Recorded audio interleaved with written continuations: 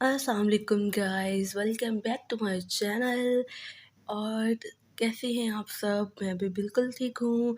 अल्लाह पाक का शुक्र है मैं ठीक हो गई हूँ।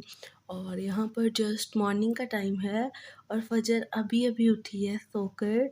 और माशाल्लाह से देखें वो फ्रेश भी लग रही है। अभी अभी उठे थे और आज मैंने बिल्कुल अपना जो मॉर्निंग से ही अपना जो व्लॉग है वो स्टार्ट कर लिया। मैं अभी लेटी हुई थी और फजर अभी उठ गई थी। मैंने लाइट ऑन कर दी थी क्योंकि हम लोग बिल्कुल अंधेरा करके सोते हैं। मुझे भी लाइट में नींद नहीं आती और फजर की भी बिल्कुल सेम वही आदत है, उसे भी जो लाइट में है नींद नहीं आती। और सुबह सुबह मैडम की फरमाइश थी कि टीवी लगा कर दो, जो कि ऐसा नहीं हो सकता। आज उस उठते सार ही उसे बेड से रिमोट मिल गया था, तो कह रही थी कि टीवी लगा दो, लेकिन नहीं। इस तरह बच्चों की आदतें ख़राब हो रही हैं। खैर यहाँ पर मैं बना रही थी बनाना शेक और गैस में कोई प्रॉब्लम हुई थी, गैस नहीं आ रही थी, मतलब कि गली में से किसी की भी नहीं आ रही थी। तो इतनी ज़्यादा भूख लगी थी, काफ़ी देर वेट करने के बाद मैंने फिर बनाना शेक बनाया और उसके अंदर थोड़ी-सी कॉफ़ी ऐड कर दी। कभी इस तरह से आप बना के पिएगा, उसका जो टेस्ट है ना बहुत मज़े का हो जाता है। जो लोग तो कॉफ़ी लवर्स हैं वो तो समझ सकते हैं कि उनको तो जो टेस्ट है वो समझ में आ जाएगा। जो लोग नहीं कॉफ़ी पीते तो शायद उनको ये ना पसंद आए, लेकिन मुझे बहुत अच्छा ये शेक लगा था। और फजर को मैं अब बनाना खिला रही हूँ। ये अभी भी मैं इसे मैश करके बनाना खिलाती हूँ, ऐसे ये बनाना बिल्कुल भी नहीं खाती। और यहाँ पर मेरे पास कल की थोड़ी-सी मिक्सचर बचा हुआ था आलू का, तो मैं उसी का पराठा बना लूँगी। ये टाइम है दोपहर का टाइम है, लंच का टाइम था। जो ब्रेकफ़ास्ट था उसमें मैंने शेक पी लिया था, बिल्कुल भी भूख नहीं थी, तो फिर लंच टाइम मैंने एक जो है पराठा बना लिया था बहुत कम ऑयल में। तो आप यकीन करें मैं किसी दिन फुल रेसिपी इस पराठे की आपको दूँगी। इतना मज़ेदार बनता है, इतना मज़ेदार बनता है, बहुत ही टेस्टी बनता है। और मैं छोटे-छोटे 2 पेड़े करके भी बनाती हूँ, लेकिन ये सिर्फ़ 1 पेड़े के अंदर ही उस स्टफिंग को ना फ़िल करके बनाते हैं, बहुत टेस्टी बना था। मैं आपको किसी दिन इसकी पूरी रेसिपी दूँगी।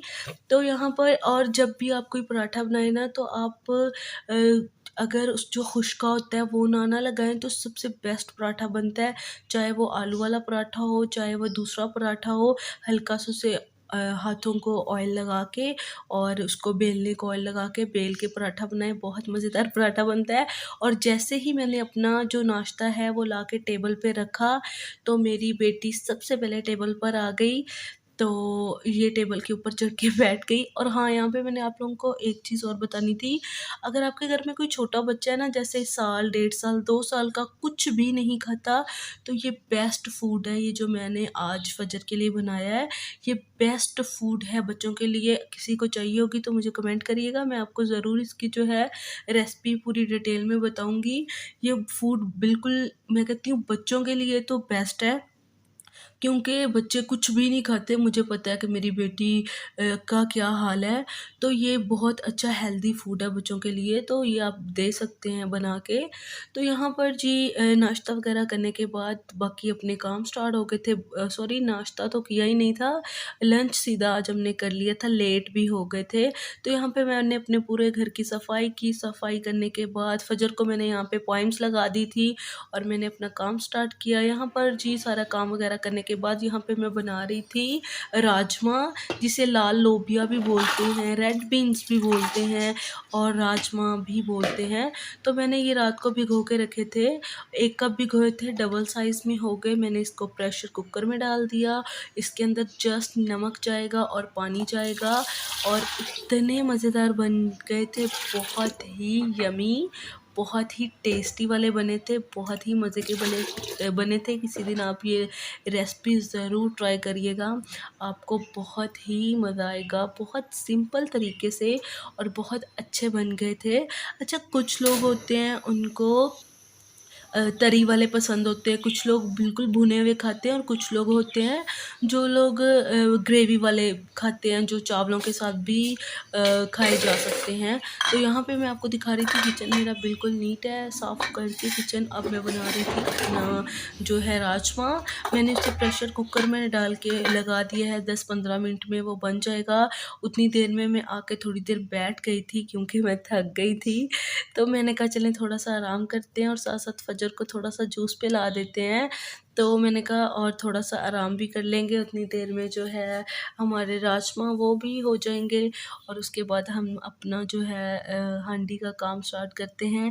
पूरा दिन इसी तरह ही गुज़र जाता है, चाहे कोई 1 लोग है, चाहे 2 है, चाहे पूरी फैमिली है, काम-काम ही होता है बच्चों के साथ। तो ख़ैर यहाँ पे चलते हैं हम अपनी रेसिपी की तरफ। तो आप अब देख लें, यहाँ पे देखिएगा जो मेरे राजमा हैं वो बिल्कुल आप मेक श्योर करिएगा कि बिल्कुल वो सॉफ्ट हो जाने चाहिए, क्रंची नहीं होने चाहिए और उसको बॉयल करके अलग निकाल लें और उसका पानी अलग कर लें। यहाँ पे मेरे पास प्याज़ है, टमाटर है, मैंने इसका पेस्ट बना लिया है और लहसुन अदरक का पेस्ट है।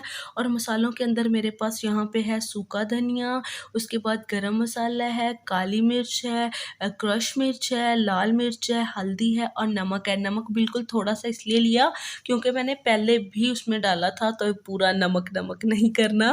तो इस बात का ख़्याल रखिएगा, मेरे से 1-2 दफ़ा मिस्टेक हो चुकी है, तो अब मैं ख़्याल रखती हूँ। यहाँ पे मैंने एक कढ़ाई ली, उसके अंदर मैंने घी डाला और घी जब हल्का-सा गर्म हो जाएगा, साथ ही हम प्याज़ डाल देंगे। कोई भी इतना फैंसी करने की ज़रूरत नहीं है, बिल्कुल सिंपल तरीके से अपना जो खाना बनाएँ, तो इतना मज़ेदार बन जाता है, कुछ एक्स्ट्रा करने की भी ज़रूरत नहीं पड़ती।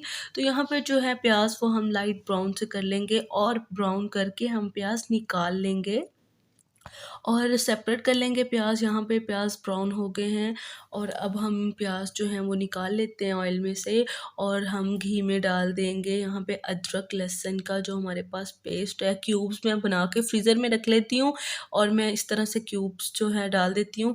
अदरक लहसुन मैंने हल्का सा भूनने के बाद मैंने मसाला डाल दिया और जो मेरे पास अपने जो मिर्च मसाले थे वो मैंने इसके अंदर ऐड कर दिए और यहाँ पे हम इसको हल्का सा भूनेंगे। हल्का सा लहसुन मैंने डाला जो आपको दिखाया था, वही उसको ब्राउन किया। जब वो ब्राउन हो गया उसके बाद मैंने मसाले डाल दिए, उसको हल्का सा ब्राउन किया और जो लोबिये का पानी था, वही पानी मैंने थोड़ा-सा ऐड किया और हमें इसे बहुत अच्छे तरीके से भून लेना है ताकि जो हमारे मसाले हैं वो कच्चे ना रहें। ठीक है? उनमें कच्चापन ना रहे और उसके बाद हम टमाटर ऐड करेंगे और उसके बाद हम टमाटर डाल के भी बहुत ही अच्छी तरीके से जो है उसकी बुनाई करेंगे। यहाँ पे आप देखेंगे कि मसाला भुन गया था और उसके बाद मैंने उसके अंदर डाल दिए हैं जो टमाटर पेस्ट।